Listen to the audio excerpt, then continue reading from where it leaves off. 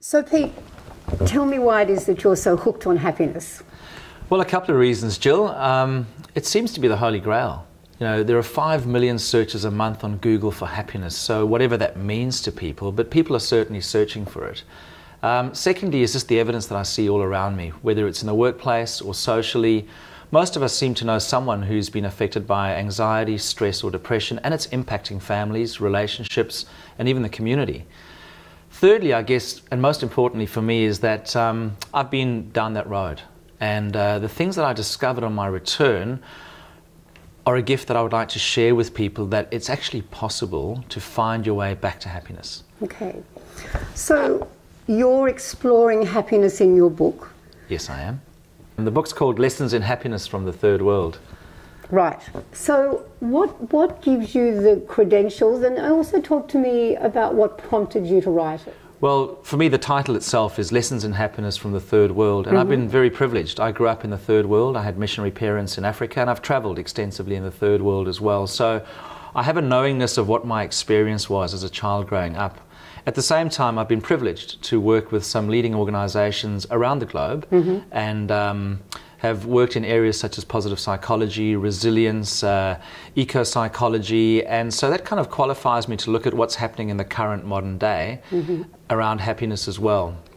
Okay, and do you have any tips? What would be your tips about how to find happiness, whatever that is?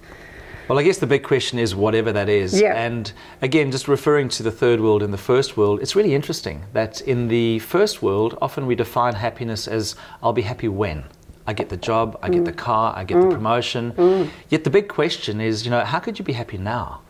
And as I look at the third world, they seem to get that right. So the tip that I found that's worked really well for me is I wake up every day and I ask myself 3 questions. The first question is, what's my adventure going to be today? Now that could be something big, or it could be something small, like picking a flower for the lady who lives at number 1. Question 2 is, what's a kindness I'm going to show to somebody? But most importantly, what's a kindness that I'm going to show to myself? And I make a point of answering those questions in the morning and living that through my day.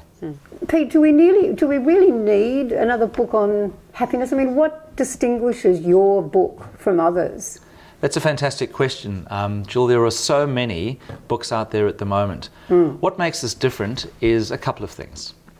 The first thing is, I'm not trying to pump out research data. So this book is not based on 10 years of empirical evidence. However, it does contain a lot of cutting-edge strategies and thinking in there, like eco-psychology, like emotional intelligence, you know, studies that are currently positive psychology is another one. What makes it different is a couple of things. The first thing is, it is a story, and it reconnects people with a time where community purpose, gratitude were really evident. So there are some core principles in there that seem to be working in the third world. The second thing about the book that makes it different is it's not one of those self-help type books with a 90-day action plan, but it's really some practical things that I found on my journey back to happiness that worked for me on a daily basis. And I'm sure for people reading the book, they will find some enlightenment in the book, and it could just be the one thing. It could be the last key on the chain that unlocks their happiness. So do you really believe that people can attain happiness? I mean, people who really are depressed, do you feel that they can make that switch? I absolutely do. I think we're programmed and wired for it. Good. And I think that, you know, as I say quite often, in the West we become so busy or we've forgotten how to be happy. So I think every human being has a fundamental right to happiness, but more than that, our default position, absolutely. Great. And it's about returning to where we've come from. The big challenge is knowing how to do that. And sometimes we get stuck in our ways and we need some transformational thought or insight or experience that unlocks that. This book does that. Yes. Thanks, Pete.